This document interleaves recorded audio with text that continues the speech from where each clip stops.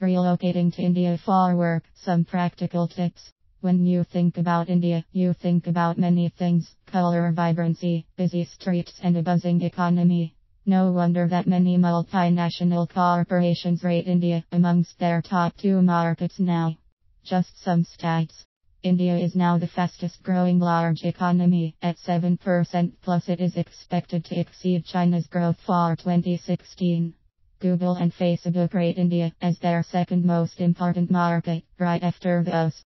50% of India's population is below 25. 400 of the world's Fortune minus 500 have a presence in India. Indian visa system simplified. The Indian government has taken some concrete steps to make travel to India much easier, including visa on arrival for citizens of 180 countries to be implemented in phases. E-visas for most citizens of most countries, tourist and business. Lifetime OCI overseas citizens of India cards, allowing people of Indian origin to travel unfettered. Simplification in work visa procedures has reduced turnaround times. India offers opportunity, but certainly no cakewalk. I am associated with a service apartment/budget hotel chain in Delhi NCR and have seen a phenomenal change driven by globalization. With so many multinational corporations in India, thousands of expats are traveling to India for work. Many of them, coming here for the first time, find it difficult to adjust to the conditions. Indian cities are not known to have great standards of living.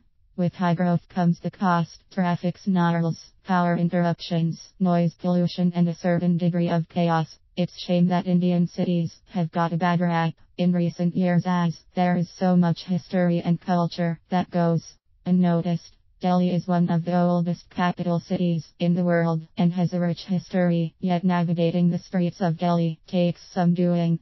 So how does one plan their trip to India if they get that superb career opportunity to work in a high-growth, dynamic economy like India?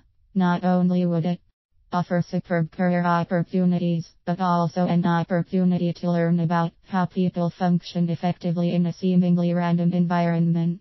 Plan in advance & figure out the logistics. Realistically, the options for people coming to India to work are: stay in a hotel. It may be sensible to put up in a hotel for a few days, but the cost, lack of cooking facilities, and space would be a deterrent for a long-term stay.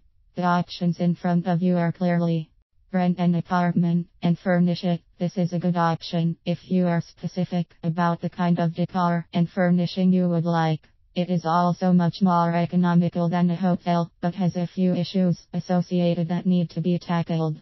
The primary one, of course, is finding the right apartment and signing a lease. There are many pitfalls in the lease documentation that people need to be aware of, including early break clauses. The other issue, of course, is what to do with the furnishing if you decide to go back early. Requires time and effort, but not an impossible task. Stay in a long-stay hotel or service apartment. This is an in-between option to either a hotel or renting an apartment. Coming to Delhi NCR. Options aplenty, but how do you choose the right one? There are many considerations you have to take into account before choosing a service apartment, guest house, or a hotel for a long-term stay. Chief amongst them should be location. Google Maps lists a lot of places that can be a good starting point. Be warned though, a lot of places on maps could be wrongly listed, unsuitable, or shut down. Ideally something close to place of work, as traffic in India can be unpredictable. Airport and highway being close by would be a bonus. Reviews and reputation. TripAdvisor and Booking.com reviews are a great place to shortlist your real research. Other than ratings, one must understand if the previous guest's requirements were similar to their long-term stay, service stay. Ask for a trial stay period. Going to a new city to live in is always daunting. From basic questions like where to shop, how to get a cell phone connection, to more complex questions like having a social circle.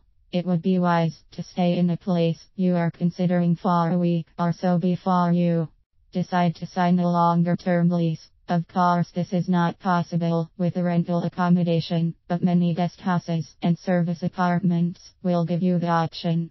Cooking. This is one of the biggest issues when choosing a place. It's definitely not a great idea to depend on the resident kitchen for meals other than for a few days. Having your own little kitchen is a huge plus.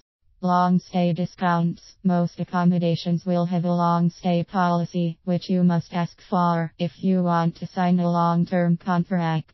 The longer you lock in, the better rate you can get. Cabs and rental cars parking space. If you are coming for a medium term, then getting a rental car is a good idea if you are confident of driving.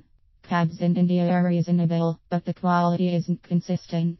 Having the accommodation company provide you a dedicated transport at an extra cost would take care of many issues, including security.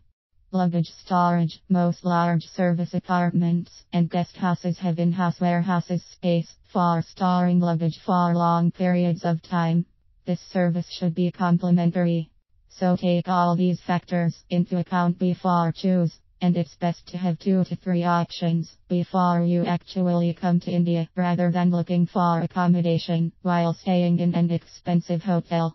Our company, a guest house provider in Gurgaon, has been managing long stay logistics for guests for over 8 years. I hope these practical tips will be useful.